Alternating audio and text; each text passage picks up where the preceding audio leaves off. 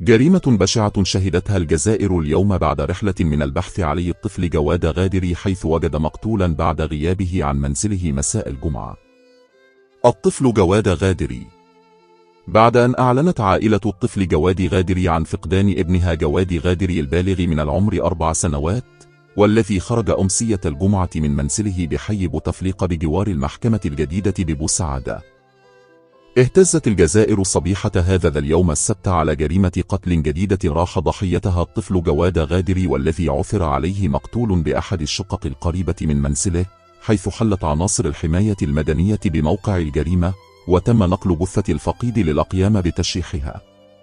من جانب آخر، تواصل الشرطة عمليات بحث وتحقيقات مكثفة لكشف المتورط في إنهاء حياة طفل بريء لا يتجاوز عمره 4 سنوات، لكن كشفت بعض المصادر أن الذي تسبب في مقتل الطفل بحسب بعض الفرضيات ربما بسبب السحر والبحث عن الكنوز أو الاغتصاب.